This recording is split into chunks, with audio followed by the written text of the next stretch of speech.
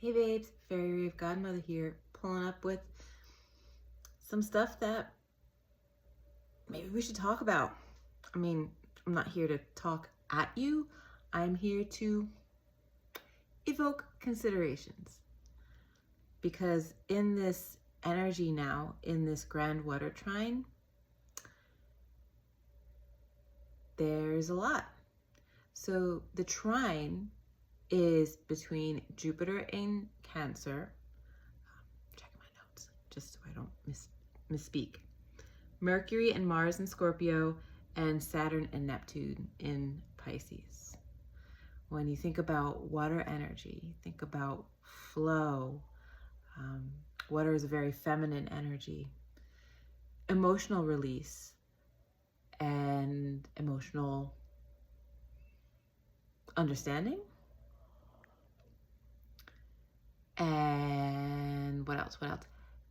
And the trine is actually a triangle. If you draw the aspect lines, if you connect the dots in a chart, you'll see a triangle, which is so interesting to me because the triangle is the symbol, the alchemical symbol for fire. So I wanted to do something that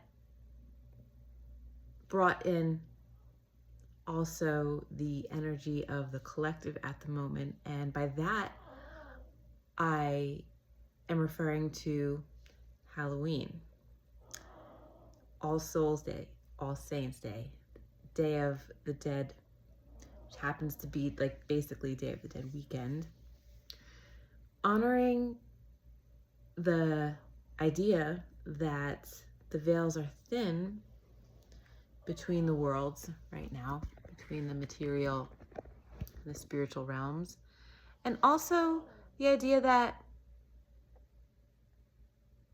it's a holy couple of days. Halloween coming from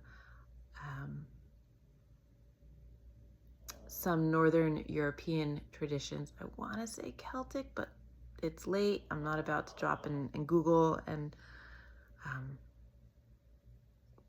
but from the Northern European area, we'll go with that.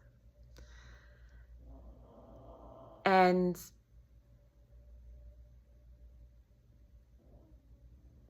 the idea that you can be in communication with spirits or consciousness across different realms, across different physical boundaries, is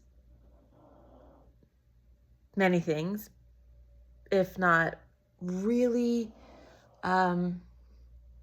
it sounds like an adventure. It sounds daring. It sounds like it could be something really interesting to experience. Also interesting to experience is my little senior chihuahua snoring away. That's what that little buzzing noise is.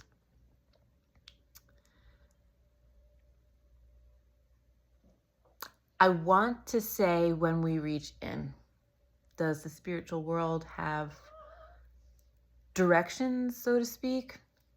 In, out, up, down? Not really, but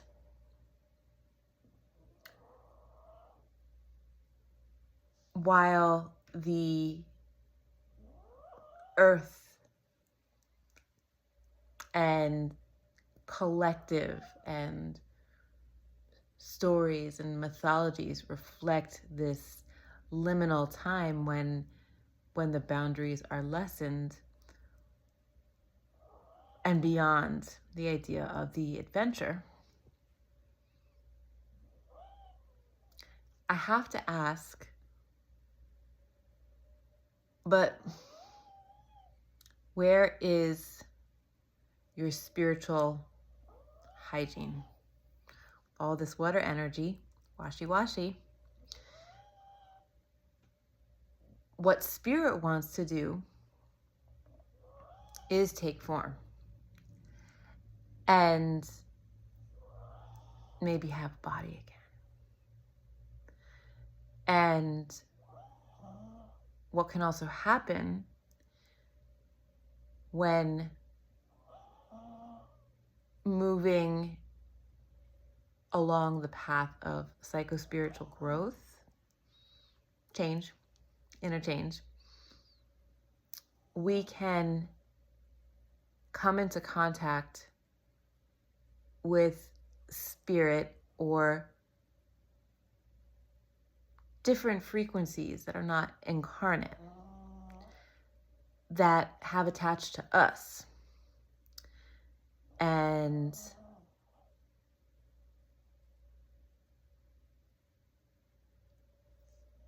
I mean, look, if you're going to a haunted house, ain't you there to get scared? Ain't you there to see some stuff?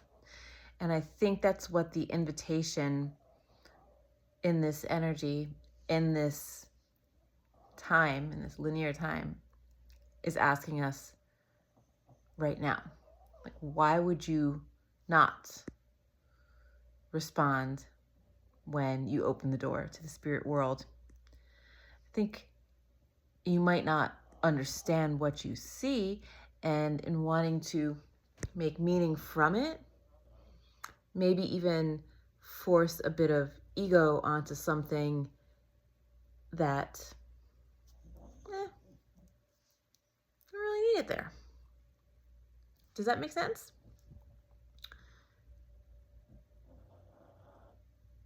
If you are having the experience where maybe you just shed some tears or have a really deep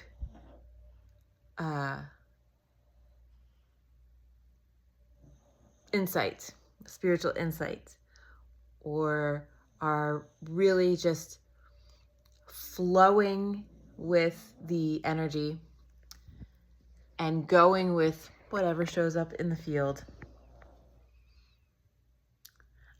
I think that this grand water trine can be really auspicious. And I think that you should ride the wave.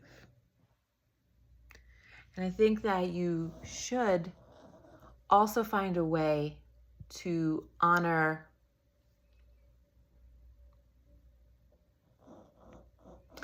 I want to say the different dimensions, but that's another video. So I want you to find a way to honor where and how you do move across that invisible boundary. Like, for example, liminal spaces in your day-to-day, in your routine. Is there somewhere that you go where you can kind of just be with that buoying sense of awareness, a little bit inside, a little bit outside, a little bit like I'm plugged into something, a little bit like no, let me step back and give some structure here. I'd like you to also think about the places where, as you move through the world, you come up with some real contraction, no flow. And just be aware of how the environment is offering you a little space and flexibility or not. Because spirit's gonna spirit. Whatever is beyond us, above my pay grade to understand, but it's everywhere.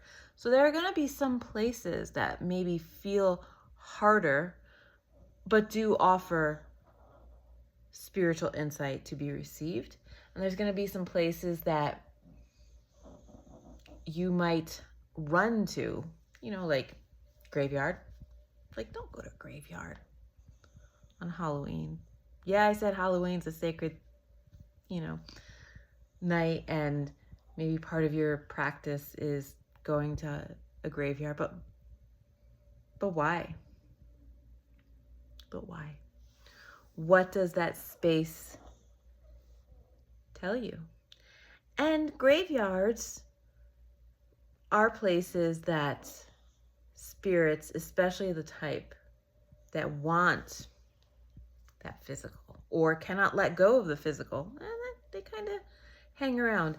So the lore says.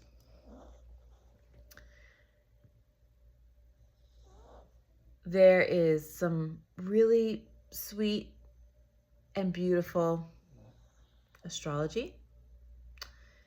There is some par for course, culturally relevant celebrations and revelry. And then there's you.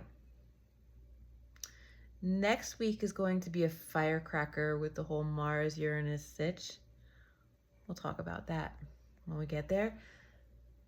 But this is your friendly reminder that I have to drop in at least once a video, that the threads, when you pull them tight, they hold pieces together. Maybe they hold a story together. Maybe a story is ready to be seen, be witnessed, and be let go. Maybe the narrative has shifted. So with this, all I can say is, this really rich and comforting flow of water energy. How can it prepare you for what is to come going forward? Remembering that, there's that saying, ashes to ashes, dust to dust. I don't know how the rest of it goes, but I like those phrases. I like those pieces, right? Water is also something that gives life and that takes away. In the spiritual sense, that oceanic oneness that we yearn, our souls yearn to return to, is there as much as the waves and the fluctuations of the ego and lived experience. It's also cut from, or it's also found in the same material.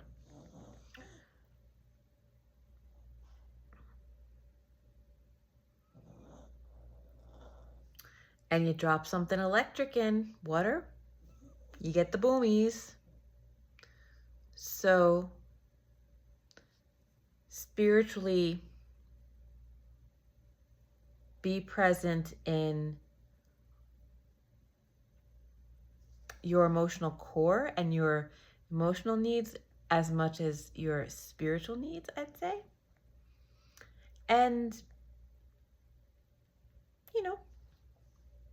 if nobody else is saying it, be careful what you tinker with. There's a lot of commercialized revelry around these days, a lot of hijacked symbology, but they are still powerful days. The resonance in earth and in the places that you are still going to affect you in some way. And the spiritual challenge, going beyond feeling that connection to everyone, again, the oceanic oneness, can also turn into something that's like super spiky and super ouch. Like a lot of the stuff that's happening now.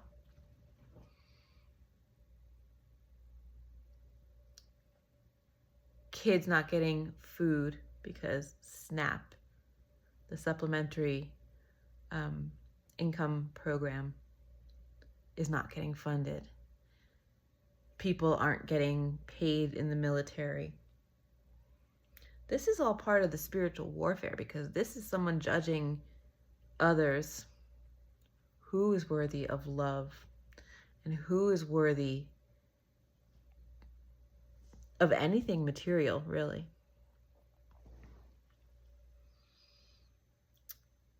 So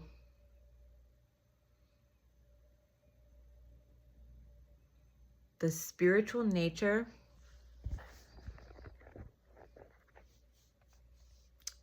or the idea of spiritual isness might feel good in a self-care practice. And it might feel good in being able to say, I do these things because it's my practice. I honor the Sabbath because it's my practice. Or I do the thing on Halloween or Dia de Muertos because it's my practice. But